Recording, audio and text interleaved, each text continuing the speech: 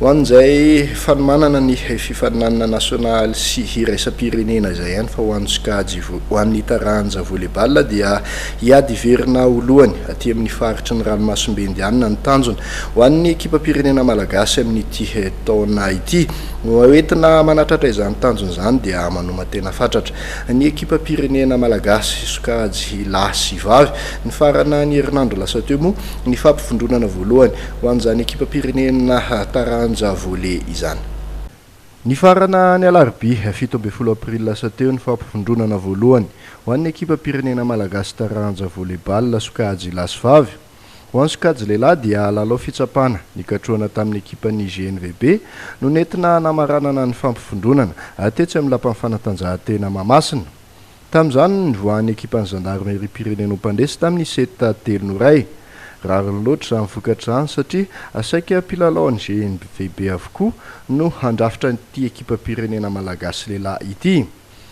Etsakilan'izay dia mbola ao anatin'ny heriny tanteraka ity ekipa ity noho izy ireo vao avy niatrika ny fiadinan'ny tompon-dakan'ny Afrika Isatarika tany Ezipta. Ratsaivina dia larana fa 17 tamin'ny ekipa 2020 no nisy olon-tena malagasy tamin'izany fifaninanana kontinantaly izany. Ho an'ny tompon'andraikitra ny GNVB nahitana ny kolonely Hernienne Harakotomalala sy Honoré Razafinjatovo dia azo lazaina ho tsy nampitsangamena-tra ny vokatra azo. Nanamarika mantsy izy ireo fa larana fa 12 amin'ny firenena 450 aty Afrika ny malagasy tamin'ny fifaninanana io. Tsy aivina fa fandresena telo sy faharesena telo no azo ny GNVB tany Ezipta. Mbola nijanona ho sakana ho an'ny malagasy hatrany anefa ny tsy fampin'ny fifaninanana avolenta tahaka izao sy ny akely ny vatana. Ngamba ny tsy tonga dia vokatra no resantsika fa manararaotra ny fotoana ohatran'izao isorana voalohany indrindra ny filoham-pirenena ny mpitatana rehetra eo anivon'ny ministerin'ny fiarovam-pirenena sy ny SEG nahafahana nanana ny fandehanana tany Ezipta iny. Rehefa miresaka vokatra miteny ianao zao hoe efa 17 amin'ny ekipa 2020 za miteny hoe faraky 12 tsika amin'ny firenena 450 aty Afrika. Amiko zany mety hoe tsy tonga lafatra ny vokatra fa tsy dia ratsy koa raha amin'ny sehatra afrikanina. Mikasika ny volleyball manokana aty Afrika, ny zavatra tena olana indrindra zany dia ny ataoko hoe lavitritsika dia tsy mahanana mpilalao goavana sady tsy ampy zany ny fandraisana anjarantsika amin'ny sehatra afrikanina ohatran'ireny no mila manatsara amin'ny physionomie ny haben'ny mpilalao zany. Amin'ny ankapobeny resin'ny telo zany ny filarana angamba ny tsy dia atao hoe zay no atao sehatra hoe hitsarana n'le fandehanana tany fa dia nahafahana naka traikefa ary mahitina reo zany fa tokony ho tsara ny vokatra amin'ny Jeux des Îles satria ro mpilalao GNVB nandeha tany dia afaka hitondra zay mba zavatra hitan'zareo any hanatsarana ny ekipa-pirenena malagasy.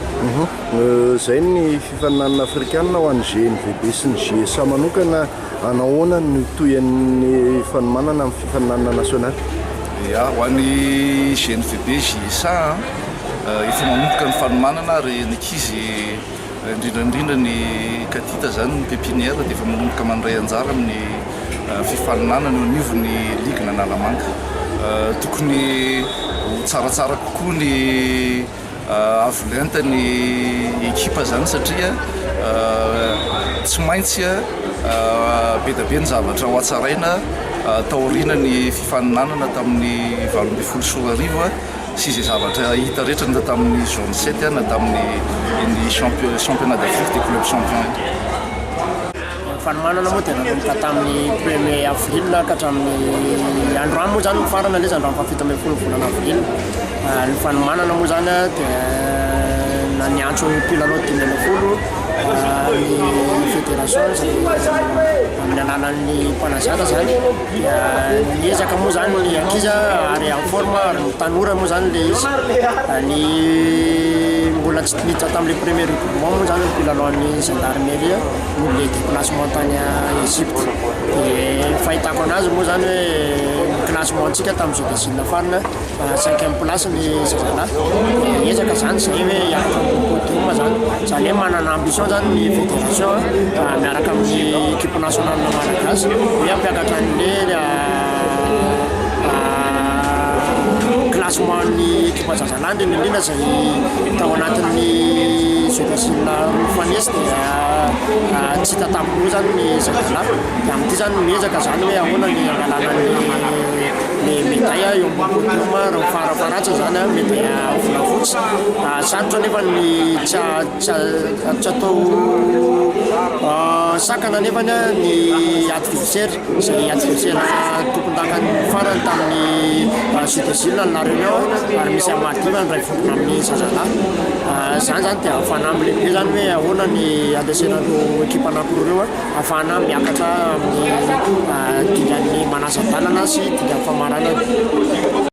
Ny voan'ny malagasy moa zany tsy hoe ambany fa ny compétition zany le hoe atao hoe haut niveau. Nivoatra daholo ny ekipa rehetrarehetra zany dia everiko hoe mivoatra nanaraka an'izay koa aloha zany le nivoan'le gendarmerie. Ny résultat nefany tsy azonay andrefesana an'izay satria ny résultat ny gendarmerie tany zany dia 3 victoire sur 7 match zany hoe 17e place zany rehefa natao ny classement final. Ny niveau amin'ny africaine zany dia ny africaine mainty hitako voatra be surtout zany eo amin'ny resaka service sy fifehezana amin'ny réception zay faiblesse-tsika taty amin'ny continent tatsinanana moa zany le izy amin'izao fotoan'izao zany dia efa hita hoe miavo leta misy qualité zany le baolina ataon'ny africaine mainty. Vu zany na dia eo na zany azy hoe ny africaine avaratra zany dia mbola manana an'le hoe gabarit ambony fa ny africaine mainty kokoa zany efa hita misy zany le talent le mpilalao zany hoe manana gabarit zany eo amin'ny 1m96 moyenne zany zao ny africaine mainty fahitako anazy tsika malagasy ngamba tena atao hoe fokely lina tany zay moyenne ny 1m84 ny moyenne ny gendarmerie.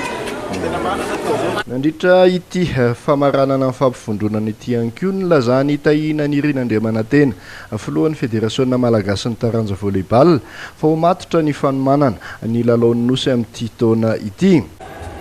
Oui, nanomboka tamin'ny premier tao tokoa zany ny fampifondronana ny ekipa nationale ekipa pirenena nalana vavy.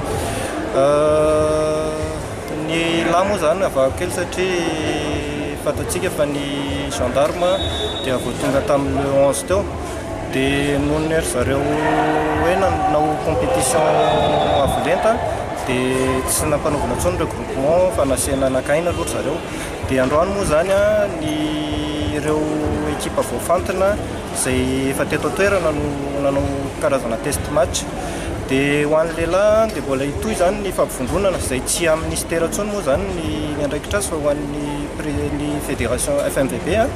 Dia isaky ny weekend zany ny lehilahy dia mbola anao fampifondronana zany hoe ireo ekipa rehetrarehetra amin'izay zany efa ho complet amin'io.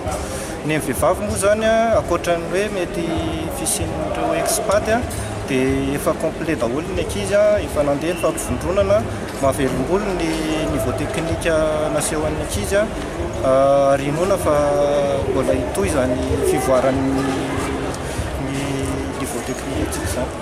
Rovina président mety ahafantarana marina ireo ekipa izay andrafitra ny deuxième regroupement ireo GNDB tao ny match test. Araka ny lazaiko teo hoe mbola mitohy foana ny fampifondronana mandritra ny volana May iny fa tsy miandry an'ilay volana juin fotsiny. Dia ho an'ny vehivavy aloha zany no lazaiko fa amin'ny alohan'ny 26 ty volana ity dia fantatra daholo ny liste natevin-daharana ny ekipa pirenetsika moa zany. Normalement moa zany ny nombre ilain'ny ministère 9 dia ireo 9 ireo mety ho fantatsika amin'izay 26 zay. Ny lehilahy zany mbola hiresaka amin'ny coach fa tokony omena androany horesahana moa zany resahan'ny fédération sy ny coach ireo liste natevin-daharana ny ekipa pirenena lehilahy. Ny FMVB izay mametraka tanjona ny iverenany lazan'ny volleyball malagasy indray ka ahitana ny larana voalohany aty amin'ny faritry ny ranomasimbe Indiana.